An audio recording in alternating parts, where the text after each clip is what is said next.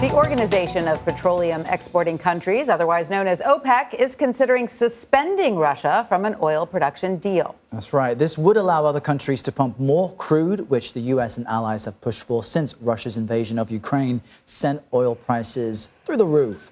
This news comes as the European Union announced it will ban most Russian oil imports by the end of the year. U.S. gas prices hit a new high after the announcement.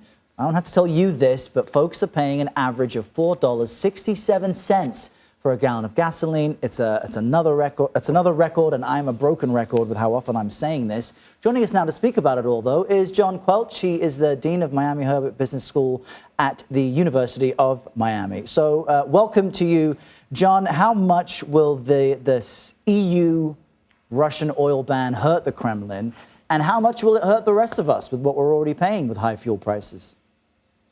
Thanks, Errol. So we're going to see further escalation in gas prices for sure, especially as demand goes up with the summer approaching in the U.S. Now, what we're seeing is a double whammy, really, this week against the Kremlin. First of all, the EU ban on purchases of oil from Russia, with some exceptions, and that is to be enforced fully by the end of the year. That's a very important setback for Moscow.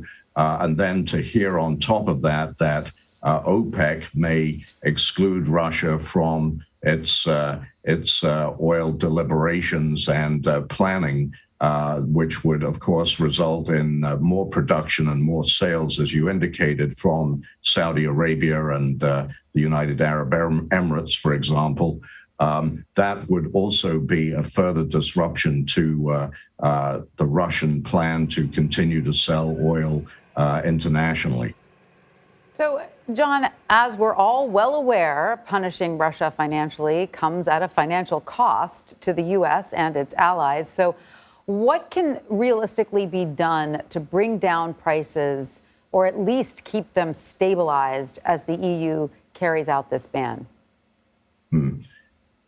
First, as you know, the U.S. reliance historically on Russian energy imports is modest, but that doesn't mean, of course, the U.S. consumer is not hit, because oil and natural gas are global commodities that are subject to global pricing movements reflected at the pump in the U.S. Certain states are obviously considering, and in some cases have already adjusted the state taxes on energy products sold in their jurisdictions. In addition, of course, there is further supply in the Strategic Petroleum Reserve that President Biden could release to further dampen prices. There is also the possibility of changing the ethanol composition rules that govern the percentage of ethanol that can be included in gas that we buy at the pump during the summer months. So there are a number of additional measures that can be taken to soften the blow, but that does not detract from the fact that the Ukraine war disruption is going to continue, and perhaps continue to get worse.